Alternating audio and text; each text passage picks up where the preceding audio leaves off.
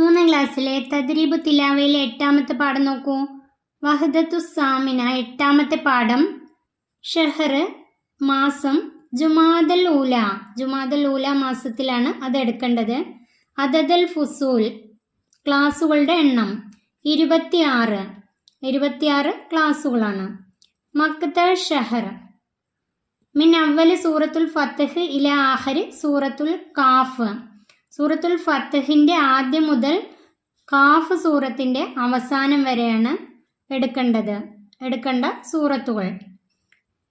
മക്ത ലി തഹ്ഫീൽ സുവർ സൂറത്തു തീനാണ് ഈ മാസം കാണാപ്പാഠം പഠിക്കേണ്ട സൂറത്ത്. 4 ഫുസൂൽ 4 പീരീഡ് 4 ക്ലാസ്സുകളാണ് അതിന് ആവശ്യമായിട്ടുള്ളത്. ഇനി നമുക്ക് സൂറത്തു തീനിൻ്റെ ഈ QR കോഡ് സ്കാൻ ചെയ്ത് സൂറത്തു തീന് കേൾക്കുക, അത് കാണാതെ പഠിക്കാം. സൂറത്തുകൾ പരിചയപ്പെടാം. ആദ്യത്തെ സൂറത്ത് സൂറത്തുൽ ഫത്ത്ഹ്, മദനിയ, ആയത്തുഹ 29, തർത്തീബുഹ 48. 29 ആയത്ത് 48ാമത്തെ സൂറത്താണ് സൂറത്തുൽ ഫത്ത്ഹ്. രണ്ടാമത്തെ സൂറത്ത് സൂറത്തുൽ ഹുജറാത്ത്, മദനിയ, ആയത്തുഹ 18 ആയത്തുകളും തർത്തീബുഹ 49ാമത്തെ സൂറത്താണ് സൂറത്തുൽ ഹുജറാത്ത്. മൂന്നാമത്തെ സൂറത്താണ് സൂറത്തുൽ കാഫ് സൂറത്ത്, മക്കിയ, ആയത്തുഹ ആയത്തുകൾ 29, തർത്തീബുഹ 50. 29 ആയത്തുകളുണ്ട്. 50ാമത്തെ സൂറത്താണ് സൂറത്തുൽ കാഫ്. ഇനി അതിൻ്റെ താഴെ തന്നിട്ടുള്ള QR കോഡ് സ്കാൻ ചെയ്ത് കഴിഞ്ഞാൽ ഈ 3 സൂറത്തുകളുടെയും പാരായണം ഈ പാഠത്തിൽ പഠിക്കാനുള്ളത് ഇദാം ബിയുന്ന, ഇദാം ബിലാ ഉന്ന. ഇദാം ബിയുന്നക്ക് 4 അക്ഷരങ്ങളാണ് ഉള്ളത്.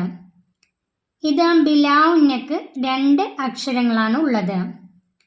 നൂന്, വാവ്, മീമ്, യാ ഇദാം ബിയുന്നയുടെ അക്ഷരങ്ങളും ലാമ്, റാ ഇദാം ബിലാ ഉന്നയുടെ അക്ഷരങ്ങളുമാണ്. ഇനി ഇദാം ബിയുന്ന എപ്പോഴാണ്? സുക്കൂനുള്ള നൂനിൻ്റെയോ തൻവീനിൻ്റെയോ ശേഷം.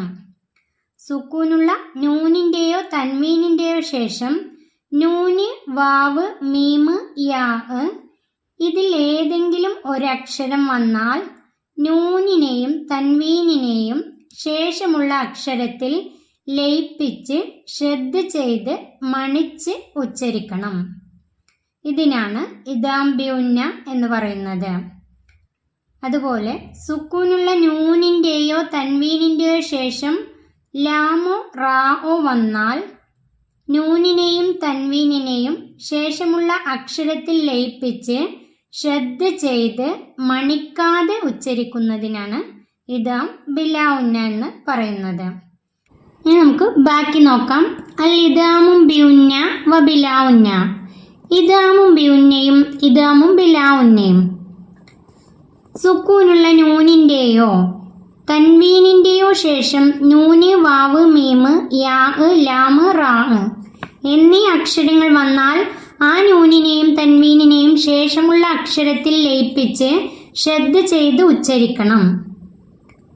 സുക്കൂനുള്ള നൂനിൻ്റെയോ, അതായത് നൂനിന് സുക്കൂന്, അതിനുശേഷമോ അല്ലെങ്കിൽ തൻവീനിൻ്റെയോ. തൻവീനിനെ എങ്ങനെയാണ് എഴുതുക? തൻവീൻ ഫത്തഹ് തൻവീൻ ആണെങ്കിൽ 2 ഫത്തഹായിരിക്കും. തൻവീൻ കസർ അല്ലെങ്കിൽ കസർ തൻവീൻ, അതിന് 2 കസറായിരിക്കും. തൻവീൻ ലമ്മ് അല്ലെങ്കിൽ ലമ്മ് തൻവീൻ, അതിന് 2 ലമ്മായിരിക്കും. 2 ഫത്തഹായിരിക്കും, 2 കസറായിരിക്കും, അല്ലെങ്കിൽ 2 ലമ്മായിരിക്കും. തൻവീന് ഈ 3 രൂപത്തിലാണ് വരിക. തൻവീനിൻ്റെയോ ശേഷം നൂന്, വാവ്, മീമ്, യാ, ലാമ്, റാ ഈ 6 അക്ഷരങ്ങൾ വന്നാൽ, അതിലേതെങ്കിലും ഒന്ന് വന്നാൽ ആ നൂനിനെയും തൻവീനിനെയും ശേഷമുള്ള അക്ഷരത്തിൽ ലയിപ്പിച്ച് ശ്രദ്ധ ചെയ്ത് ഉച്ചരിക്കണം. അതിൻ്റെ ശേഷം വരുന്ന അക്ഷരത്തിൽ ലയിപ്പിച്ച് ശ്രദ്ധ ചെയ്ത് ഉച്ചരിക്കണം. ശേഷം ലാമ് റായ് എന്നീ അക്ഷരങ്ങളാണെങ്കിൽ മണിക്കാതെയും നൂന് വാവ് മീമ് യാഹ് എന്നീ അക്ഷരങ്ങളാണെങ്കിൽ മണിച്ചുമാണ് ഉച്ചരിക്കേണ്ടത്.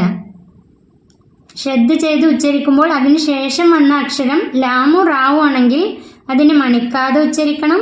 നൂന് വാവ് മീമ് യാഹ് ഈ 4 അക്ഷരങ്ങളിൽ ഒന്നാണെങ്കിൽ അതിന് മണിച്ചുമാണ് ഉച്ചരിക്കേണ്ടത്. ഇനി നമുക്ക് ഇതിൻ്റെ ഉദാഹരണങ്ങൾ നോക്കാം. ഇദ്ഗാമും ബിലാ ഉന്ന, ഇദ്ഗാമും ബിലാ ഉന്ന ലാമ് റാ. സുക്കൂനുള്ള നൂന് തൻവീന് അതിന് ശേഷം ലാമ് റാ. അത് വരുമ്പോൾ അതിൻ്റെ താഴെ ഉദാഹരണങ്ങൾ തന്നിട്ടുണ്ട്. അൻ പ്ലസ് ലാ, ഇവിടെ സുക്കൂനുള്ള നൂന് അതിന് ശേഷം ലാ വന്നു, അപ്പോൾ അല്ല. അങ്ങനെ ചേർത്ത് ശ്രദ്ധ ചെയ്ത് ഉച്ചരിക്കണം, അല്ല. ഇനി രണ്ടാമത്തെ നോക്കൂ. അൻ പ്ലസ് റാ ഇങ്ങനെ വന്ന അറ, അറ. ഇതുപോലെ ഉച്ചരിക്കണം. ഇവിടെ മണിക്കാൻ പാടില്ല, എന്നാൽ ചേർത്ത് ശ്രദ്ധ ചെയ്ത് ലയിപ്പിച്ച് ഉച്ചരിക്കണം, എന്നാൽ മണിക്കാൻ പാടില്ല. ഇനി അടുത്തത് നോക്കൂ. അൻ പ്ലസ് മാ, അമ്മ. ഇവിടെ മണിച്ച് ഉച്ചരിക്കണം. ഏതൊക്കെ അക്ഷരങ്ങൾ വരുമ്പോൾ ഇത് അംബിയുന്നയുടെ 4 അക്ഷരങ്ങളാണുള്ളത്. നൂന് മീമ് വാവ് യാ. സുക്കൂനുള്ള നൂനിൻ്റെയോ തൻവീൻ്റെയോ ശേഷം ഇതിലേതെങ്കിലും ഒരക്ഷരം വന്നാൽ ശ്രദ്ധ ചെയ്ത് മണിച്ച് ഉച്ചരിക്കണം. ഇവിടെ നോക്കൂ. അൻ പ്ലസ് മാ, അമ്മ. അൻ പ്ലസ് ന, അന്ന. പാഠഭാഗത്ത് നിന്ന് കണ്ടെത്താം. കുല്ലു നഫ്സിൻ മാഹ, അത് സൂറത്തുൽ ഖാഫിലെ 21ാമത്തെ ആയത്താണ്.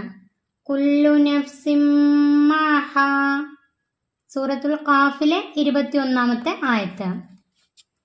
അടുത്തത് സായിക്കും വശഹീദ്, അത് സൂറത്തുൽ ഖാഫിലെ 21ാമത്തെ ആയത്തിൽ നിന്നാണ്. സായിക്കും വശഹീദ് സൂറത്തുൽ ഖാഫിലെ 21ാമത്തെ ആയത്തിൽ നിന്നാണ് അതും വന്നിട്ടുള്ളത്.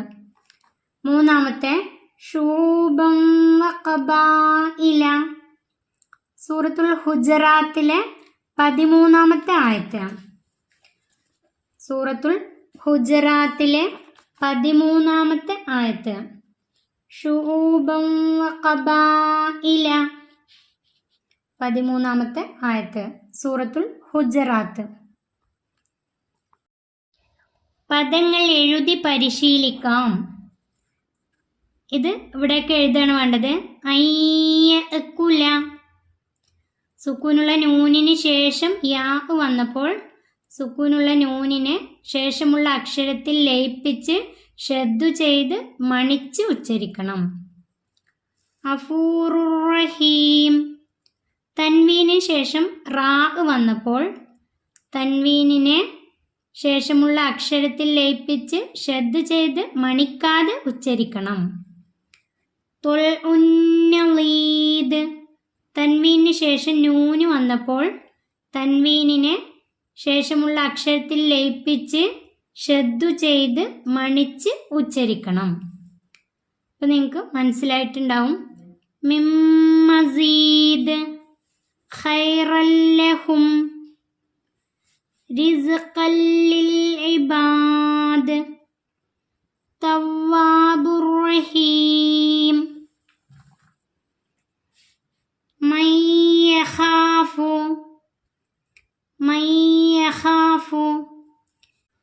നമുക്ക് ശീലിക്കാം, ഗ്രഹിക്കാം. ഇത് നമുക്ക് ശീലിക്കാനുള്ളതാണ്, നമ്മുടെ ജീവിതത്തിൽ പകർത്താനുള്ളതാണ്. പ്രഭാതത്തിൽ സൂര്യൻ ഉദിക്കുന്നതിന് മുമ്പും വൈകിട്ട് സൂര്യൻ അസ്തമിക്കുന്നതിന് മുമ്പും തസ്ബീഹ് ചൊല്ലുന്ന ശീലം അള്ളാഹു നമ്മെ ഏറെ ഇഷ്ടപ്പെടാൻ കാരണമാവുന്നു. പ്രഭാതത്തിൽ സൂര്യൻ ഉദിക്കുന്നതിന് മുമ്പും വൈകിട്ട് സൂര്യൻ അസ്തമിക്കുന്നതിന് മുമ്പ്, സൂര്യൻ ഉദിക്കുന്നതിന് മുമ്പും സൂര്യൻ അസ്തമിക്കുന്നതിന് മുമ്പും തസ്ബീഹ് ചൊല്ലുന്ന ശീലം അള്ളാഹു നമ്മെ ഏറെ ഇഷ്ടപ്പെടാൻ കാരണമാവുന്നു. അടുത്തത് നോക്കൂ. ദുആ ഉൽ ഖുർആൻ, ഇത് കാണാപ്പാഠം പഠിക്കേണ്ട ദുആണ്. റബ്ബന അഫ്രിഗ അലൈന സബ്റൻ വസബ്ബിത് അഖ്ദാമന വൻസുർന അലൽ ഖൗമിൽ കാഫിരീൻ. റബ്ബന അഫ്രിഗ അലൈന സബ്റൻ വസബ്ബിത് അഖ്ദാമന വൻസുർന അലൽ ഖൗമിൽ കാഫിരീൻ. ഈ ദുആ നന്നായി പഠിച്ചു വെക്കുക. മാസാന്ത മൂല്യനിർണയം. അധ്യാപകൻ കുട്ടിയുടെ മാസാന്ത പഠന പ്രവർത്തനങ്ങൾ വിലയിരുത്തി താഴെ യോജിച്ച കോളത്തിൽ സ്റ്റാർ നൽകുക. ഇവിടെ മുന്താസ് ഏറ്റവും മികച്ചതാണെങ്കിൽ ഇവിടെ ആയിരിക്കും സ്റ്റാർ ലഭിക്കുക. ജയ്യിദ് ജദ്ദ ഏറ്റവും നല്ലതാണെങ്കിൽ ഇതിലായിരിക്കും. മൂന്നാമത്തെ ജയ്യിദ് നല്ലത്, ഇവിടെ ഗൈറ ജയ്യിദ് നല്ലതല്ല. അധ്യാപകൻ നിങ്ങൾക്ക് സ്റ്റാർ നൽകുന്നതായിരിക്കും. ഈ പാഠം ഇവിടെ അവസാനിക്കുന്നു. 3ാം ക്ലാസ്സിലെ പ്രിയപ്പെട്ട കുട്ടികൾക്ക് വീഡിയോ ഉപകാരപ്പെട്ടാൽ ചാനൽ സബ്സ്ക്രൈബ് ചെയ്യാനും വീഡിയോക്ക് ലൈക്ക് ചെയ്യാനും മറക്കല്ലേ.